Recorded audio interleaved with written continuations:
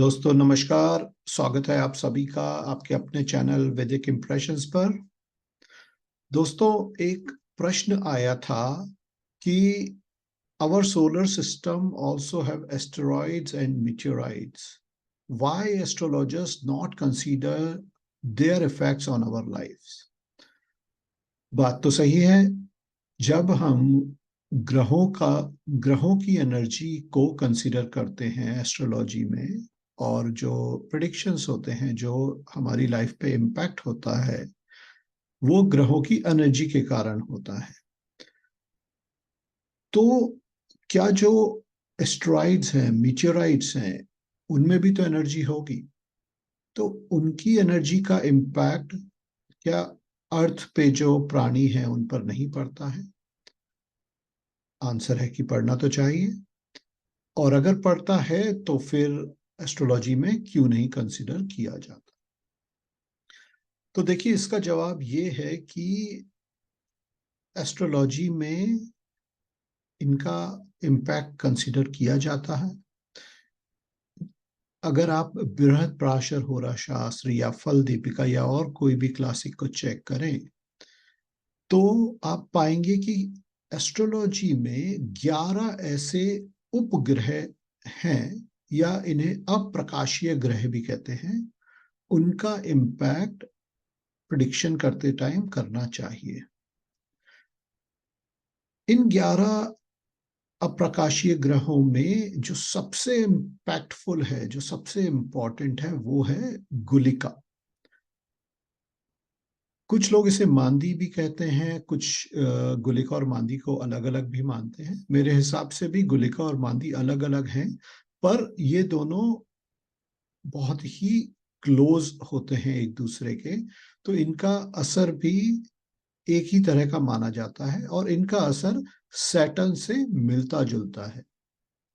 तो आज इस वीडियो में हम जो बात करने वाले हैं वो बात करने वाले हैं गुलिका की। गुलिका या मांदी आप मान लीजिए, बट मैं इस पूरे वीडियो में उस पॉइंट को गुलिका से ही रिफर करने वाला हूं। तो गुलिका का जो इम्पैक्ट है हमारी लाइफ पर, और उसका कैसे प्रेडिक्ट करना चाहिए, गुलिका का कैलकुलेशन कैसे होता है, इस बारे में आज हम लोग इस वीडियो में डिटेल में जानेंगे। तो चलिए शुरू करते हैं।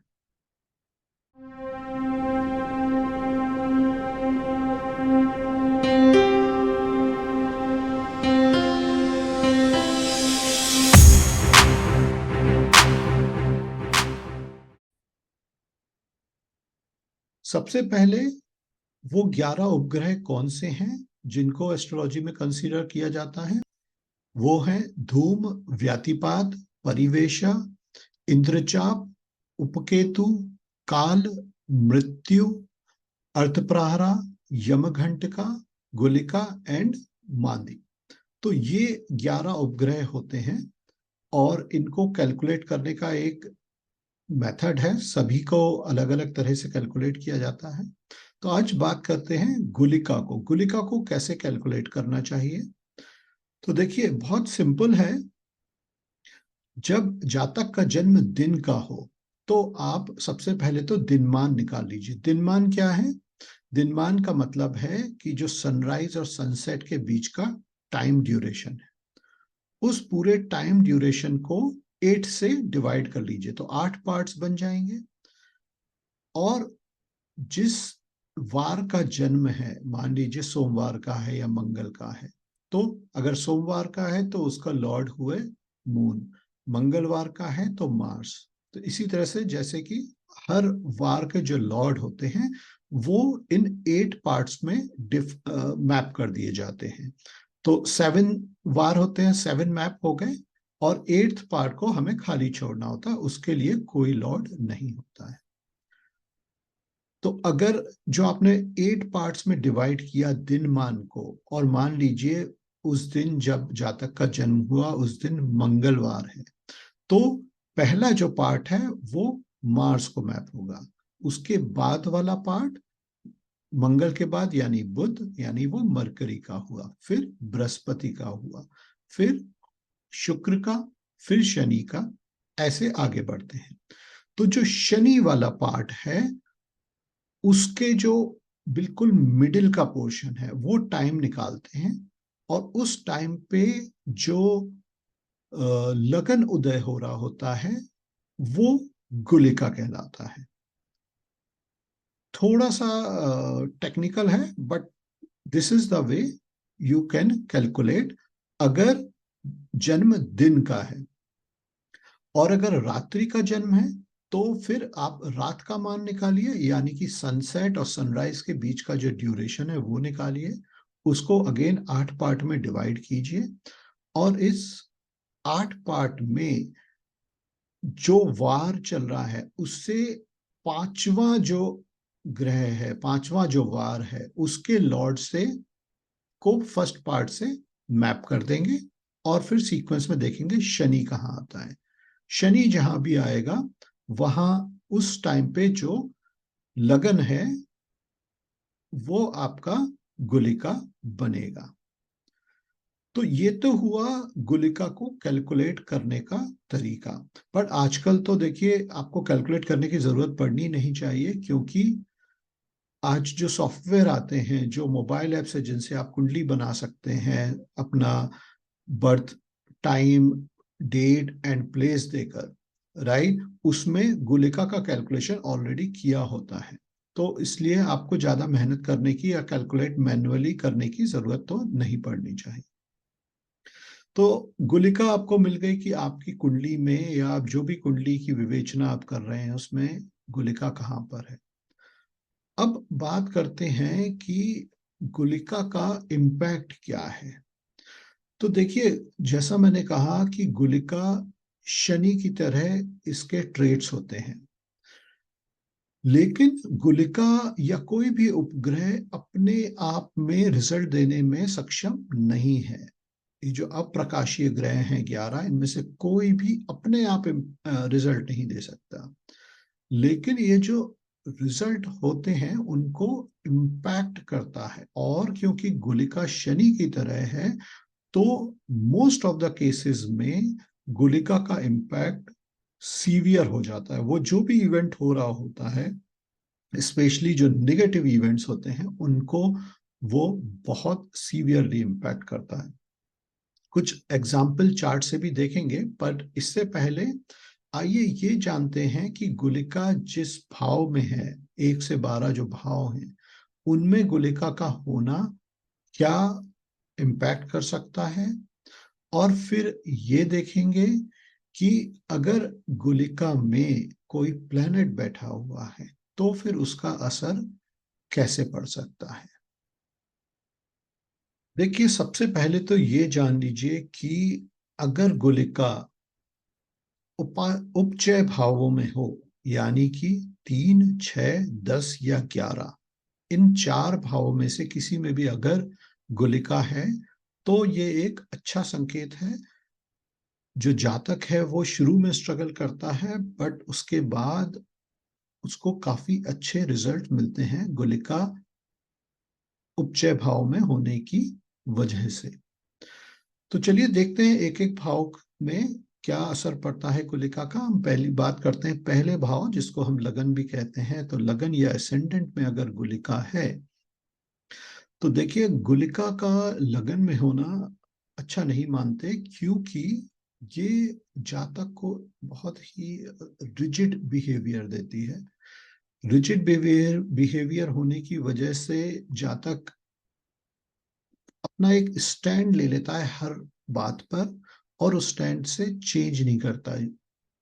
ये भी देखा गया है कि जानते हुए भी कि शायद जो उसका स्टैंड है वो गलत है, फिर भी वो उसको चेंज नहीं करता। तो रिजिडिटी,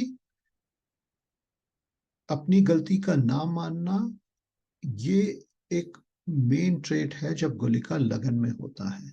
और देखा ये गया है कि अगर गुलिका लगन में है तो जातक के पास सारे सुख होने की बावजूद वो दिल से खुश नहीं रहता। बात करते हैं गुलिका अगर दूसरे भाव में है। तो देखिए, दूसरा भाव हमारी बोली का है, हमारे धन का है, हमारी फैमिली का है। ऐसे में गुलिका का दूसरे भाव में होना दर्शाता है कि जो जातक है उसकी जो वाणी है वो वाणी कुछ ऐसी होगी कि लोग पसंद नहीं करेंगे, ऐसे भाषा का उपयोग करेगा कि लोगों को वो कड़वी भाषा लगेगी। दूसरी बात, देखिए, गुलिका जिस भी भाव में होती है उस भाव का नुकसान करती है, अदर देन अगर वो उपचय भाव है तो यहाँ पे धन भाव है। धन भाव में गुलिका का होना कि ये धन का अभाव दिखा रहा है, जातक को धन का अभाव रहेगा, या वो धन जो संचित करता है वो रुकेगा नहीं, तो कहीं ना कहीं गुलिका इसको इम्पैक्ट करती है। गुलिका अगर तीसरे भाव में हो तो जैसा मैंने पहले कहा, तीसरा भाव उपचय है, उपचय भाव में गुलिका अच्छे रिजल्ट्स देती है। तो यहाँ पर जो जातक है, गुलिका का तीसरे भाव में होना उस जातक को बहुत निडर बहादुर बनाता है, रिस्क टेकर बनाता है, तो ऐसे लोग बिजनेस में बहुत अच्छा करते हैं। वहीं जो निगेटिव साइड है इसकी वो ये है कि तीसरे भाव में होने की वजह से हो सकता है कि कोई गलत आदत पड़ जाए जिसको जातक चेंज करने को तैयार ना हो। तो तीसरे भाव में गुलिका का ये निगेटिव साइड है, बट ओवरऑल तीसरे भाव में गुलिका को अच्छा माना गया है। चौथा भाव हमारे सुकून का है, हमारे घर का है, प्रॉपर्टी का है, व्हीकल्स का है। और चूंकि गुलिका का होना किसी भी भाव में उसके भाव से रिलेटेड जो रिजल्ट्स हैं उनको कम करता है, तो गुलिका चौथे भाव में अच्छे रिजल्ट्स नहीं मिलेंगे। सुकून की जिंदगी, पीसफुल लाइफ, प्रॉपर्टी का ना होना, या प्रॉपर्टी हो तो कोई ना कोई इश्यू से रिलेटेड लगा रहना, व्हीकल का सुख, वाहन सुख ना होना, ये दिखाता है गुलिका अगर चौथे भाव में हो तो। पांचवा भाव हमारी क्रिएटिविटी का है, हमारी रोमांटिक रिलेशनशिप का है, हमारे संतान का है, एजुकेशन का है। तो अगर गुलिका यहाँ पे हो तो नुकसान क्या है, आपकी पढ़ाई में ब्रेक आएगा, आपको आपकी संतान से सुख प्राप्ति में मुश्किलें आएंगी। आप क्योंकि ये बुद्धि का या क्रिएटिविटी का भाव है और गुलिका नेगेटिव रिजल्ट्स देगी, तो यहाँ पर क्या होगा कि ऐसे जातकों का जो दिमाग है वो थोड़ा गलत तरह से चलता है। वो कुछ नोटोरियस एक्टिविटीज में इन्वॉल्व होते हैं, या गलत तरह से अपना काम निकलवाने में माहिर होते हैं, ये बोलना चाहिए। गुलिका अगर छठवें भाव में हो, छठवां भाव अगेन उपचय भाव है, और उपचय भाव में गुलिका अच्छे रिजल्ट्स देती है। तो यहाँ पे कंपटीशन में, या अगर आप बिजनेस कर रहे हैं वहाँ आप डील्स में बिड करते हैं, तो गुलिका के वहाँ होने की वजह से आपको पॉजिटिव रिजल्ट्स मिलेंगे, आप कंपटीशन से अपने दुश्मनों से जीत सकते हैं। डेली रूटीन का भाव है तो आपको गुलिका हमेशा आपको एक सही राह पे, अपने डेली रूटीन में सही वर्क करने पे मजबूर करेगी। ये भी देखा गया है कि गुलिका छठवें भाव में हो तो ऐसे लोगों की जो संतान होती है वो बहुत ही उत्तम और श्रेष्ठ होती है। ये एक बहुत ही पॉजिटिव साइड है गुलिका का छठवें और उपचय भाव में होने का। गुलिका अगर सातवें भाव में हो, आप जानते हैं सातवां भाव हमारी पार्टनरशिप का भाव है, हमारी मैरिज का भाव है, और गुलिका का यहाँ होना आपकी मैरिड लाइफ को बहुत सीवियरली इम्पैक्ट करता है, क्योंकि रिश्ते को निभाना इनके लिए मुश्किल होता है, इसीलिए इनके मल्टीपल रिश्ते भी हो सकते हैं। इसलिए गुलिका को जब आप देखें सातवें भाव में तो ये समझ जाइए कि चांसेस एक से ज्यादा रिलेशनशिप होने के हो सकते हैं। ऐसे लोगों को सलाह दी जाती है कि वो पार्टनरशिप में बिजनेस ना करें, क्योंकि गुलिका वहां होने की वजह से पार्टनरशिप ब्रेक होगी, बिजनेस पे इम्पैक्ट आएगा, तो वो ठीक नहीं है। गुलिका अगर अष्टम भाव में हो तो अष्टम भाव होता है हमारे सडन इवेंट्स का, अष्टम भाव होता है हमारे इन लॉस का, अष्टम भाव होता है ऑकल्ट का। तो यहाँ गुलिका का होना दिखाता है कि आपके इन लॉज से आपके संबंध अच्छे नहीं बनेंगे, और आपके जो सडन इवेंट्स होने के चांसेस हैं उसमें थोड़ा सा सीवियरिटी आ सकती है कि आपको ज़्यादा सडन इवेंट्स का सामना करना पड़े। वहीं ये जो है भाव है दूसरों के पैसे का, क्योंकि सेवेंथ भाव आपके लिए एक्सटर्नल वर्ल्ड होता है, और एक्सटर्नल वर्ल्ड से दूसरा भाव ये दूसरों के धन का भाव है। तो यहाँ पे गुलिका का होना दिखाता है कि आपको प्रॉब्लम हो सकती है दूसरों के धन की वजह से। मैं कहना ये चाह रहा हूँ कि कभी भी ऐसे जातकों को जिनकी गुलिका अष्टम भाव में हो, उनको इस तरह के जॉब में नहीं जाना चाहिए जहां वो दूसरे के पैसे पे काम करते हो। मान लीजिए लोन लेके काम करना हो, या आप जैसे फंड मैनेजर्स होते हैं वह दूसरों के पैसे को इन्वेस्ट करते हैं। तो गुलिका का यहाँ होना आपको सक्सेसफुल नहीं बनाएगा, बल्कि आपको नेगेटिव इम्पैक्ट देगा। तो इस तरह से देखना चाहिए। क्योंकि ये ऑकल्ट का भाव है, तो ऑकल्ट के क्षेत्र में गुलिका के होने से आपको पॉजिटिव रिजल्ट्स ऑकल्ट की फील्ड में मिल सकते हैं। एक बात और देखी गई है, जब गुलिका अष्टम भाव में हो तो जातक को बोलने में या आंखों में कोई ना कोई प्रॉब्लम होती है। नवा भाव हमारे पिता का है, हमारे धर्म का है, हमारे गुरु का है, हमारे किस्मत का है। तो नवे भाव में गुलिका का होना अच्छा नहीं माना जाता, क्योंकि ये आपके जो लक फैक्टर है उसमें कमी लाती है। आपके संबंध आपके पिता से इम्पैक्ट होते हैं। आपको गुरु मिलने में या गुरु से आपके जो रिलेशनशिप है उनमें परेशानी हो सकती है। 10 नवे भाव में गुलिका का होना अच्छा नहीं माना जाता। दशम भाव उपचय भाव है। दशम भाव कर्म का भाव है, आपके स्टेटस का भाव है। यहाँ पर गुलिका हो तो अच्छा माना जाएगा, क्योंकि आप अपने जो कार्य क्षेत्र है उसमें आपको काफी प्रोग्रेस मिलेगी। गुलिका का होने की वजह से जातक बहुत मेहनत करता है, रेजिस्टेंस दिखाता है, और सक्सेसफुल होता है। 11वां भाव आपके धन का भाव है, आपकी सोसाइटी नेटवर्क का भाव है। अगेन उपचय भाव है, और उपचय भाव में गुलिका के रिजल्ट्स अच्छे आते हैं। तो गुलिका का 11वें भाव में होना आपको आपके धन कमाने में या आपकी जो रेगुलर इनकम है वो बढ़ने के बहुत ज़्यादा चांसेस होते हैं। क्योंकि ये आपकी सोसाइटी का नेटवर्किंग का भाव है, तो गुलिका का यहाँ पर होना आपको बहुत ही तेजस्वी बनाता है। आपका सोसाइटी में नाम होता है, आपको शोहरत मिलती है गुलिका को के 11वें भाव में होने से। 12वां भाव हमारे व्यय का भाव है, नुकसान का भाव है। गुलिका का यहाँ पर होना नुकसान को बढ़ावा मिलता है, नुकसान ज्यादा होता है।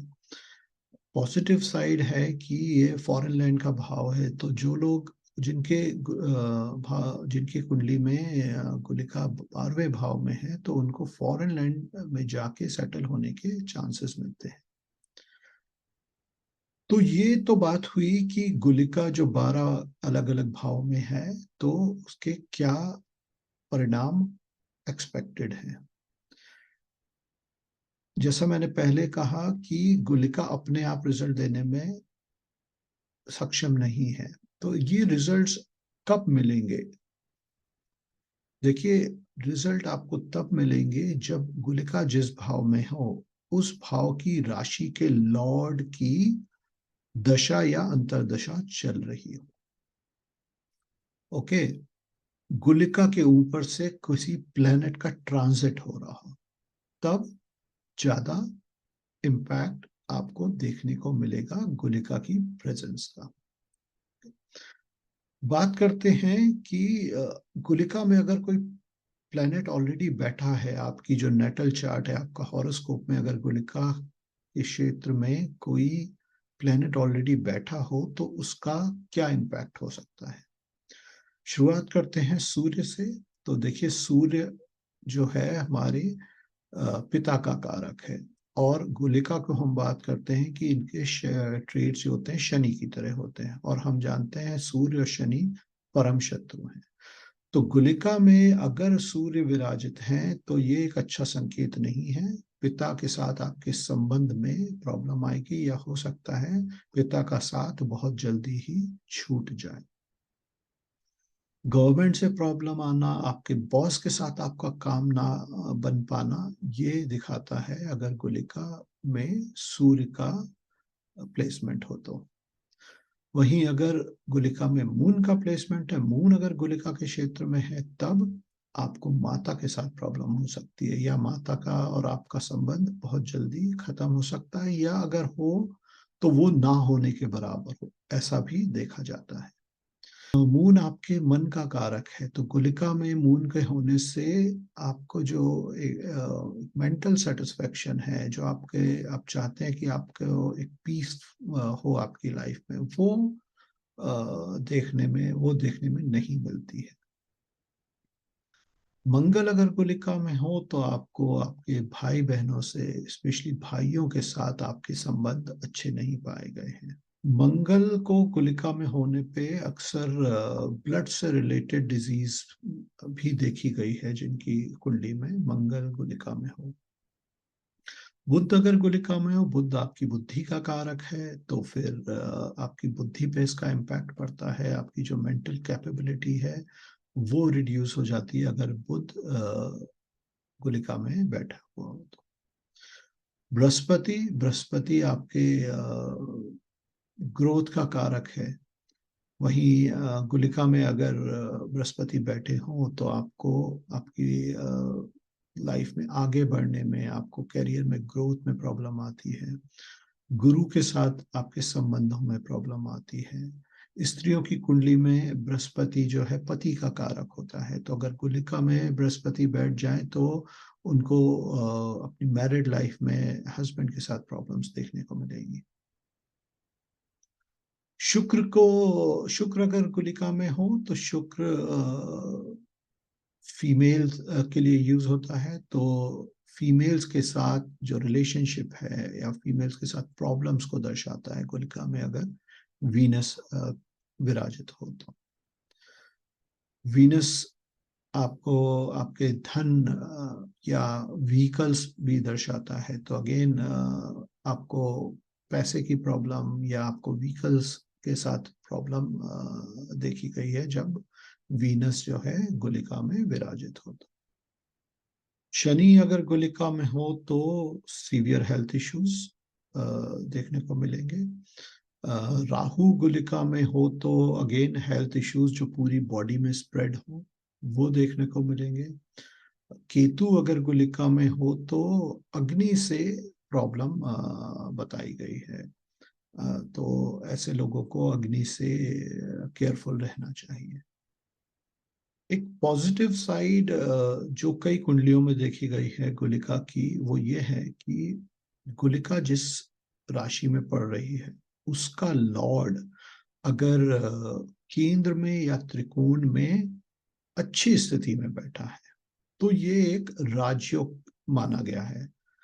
अच्छी स्थिति से मेरा मतलब है वो गुलिका जिस राशि में है उसका लॉर्ड एक्सॉल्टेड हो, या अपनी राशि में हो, या मित्र की राशि में हो।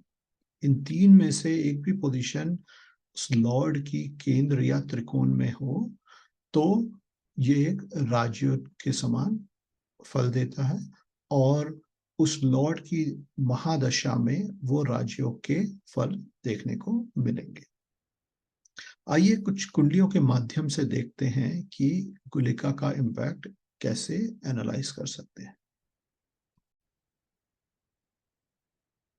ये कुंडली है 16 मार्च 1972 की। जन्म का समय है 2:55 और जन्म स्थान है ग्वालियर, इंडिया। देखिए इस कुंडली में जो गुलिका की स्थिति है वो 5 डिग्री 3 मिनट्स कैप्रिकॉन में, यानी कि ये दूसरे भाव में गुलिका विराजित है। जैसा कि हमने बोला था कि अगर गुलिका दूसरे भाव में हो तो हमें धन हमारे धन के क्षेत्र में, क्योंकि ये धन भाव है, वहां पे प्रॉब्लम होनी चाहिए। लेकिन अब ये प्रॉब्लम कब आएगी? तो देखिए, प्रॉब्लम आएगी जब किसी ग्रह की जो महादशा अंतरदशा चल रही हो और उससे धन पे इम्पैक्ट हो। क्योंकि गुलिका अपने आप में रिजल्ट देने में सक्षम नहीं है।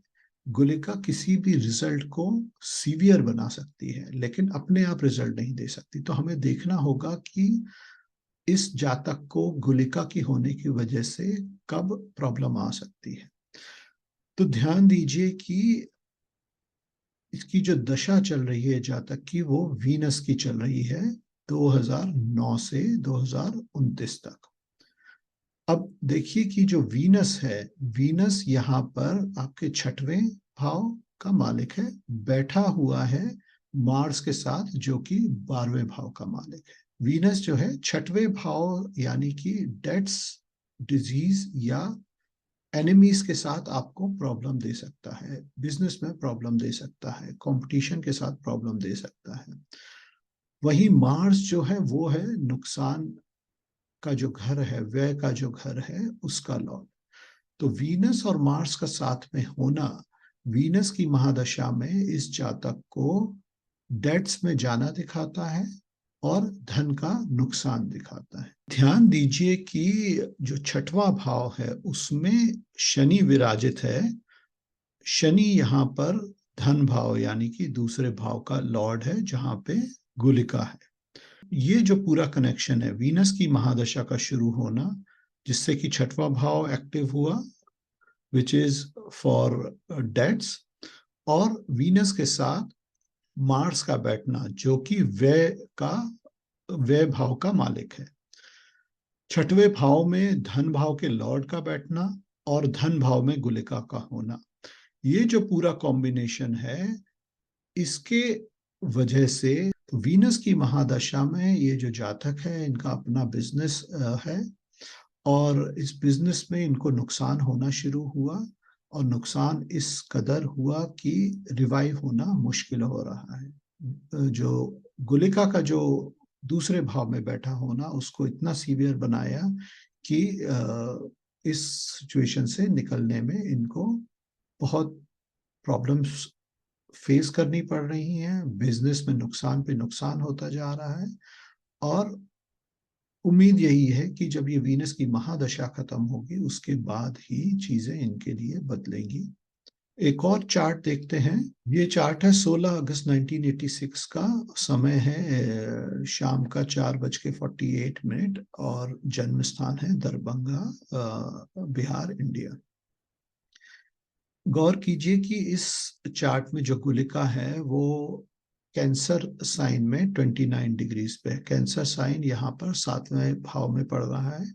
7वें भाव में गुलिका का होना दिखाता है कि आपको पार्टनरशिप में प्रॉब्लम आएगी।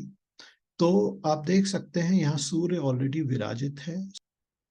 सूर्य अगर 7वें भाव में हो तो डेफिनेटली मैरिज में प्रॉब्लम दिखाता है। अब आप देखिए कि गुलिका की जो पोजीशन है वो 29 डिग्रीज की है, और सूर्य भी जो है वो भी 29 डिग्रीज। तो गुलिका में सूर्य विराजित है ऑलरेडी। तो इस जातक की का अभी तक विवाह नहीं हुआ है। 1986 की बर्थ है, तो आप लगा सकते हैं इनकी उम्र कितनी है। यहाँ पर 37 ईयर्स के हो चुके हैं, अभी तक इनकी शादी नहीं हुई है।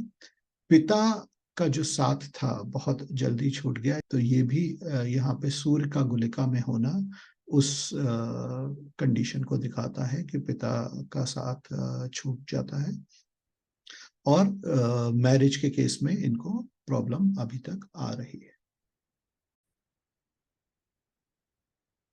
अब देखते हैं कि इनकी दशाएं कौन सी चल रही थी, जिसकी वजह से गुलिका का रोल इतना इनके लिए एक्टिव रहा। तो देखिए, जन्म इनका है 1984 का, और 2004 में, यानी कि 20 साल के जब ये थे, तब इनकी सूर्य की दशा शुरू हुई। और सूर्य, जैसा कि हमने पहले देखा कि सूर्य यहाँ पर बिल्कुल गुलिका की ही डिग्री पर हैं। तो गुलिका का एक्टिवेट होना 20 साल की उम्र में हो गया। उसके बाद देखिए कि जो लॉर्ड है सातवें भाव का, जिसमें गुलिका विराजित है, वो है मून। तो 2010 में मून की महादशा शुरू हो गई। तो अगेन गुलिका एक्टिव है। उसके बाद 2020 में मार्स की महादशा आई।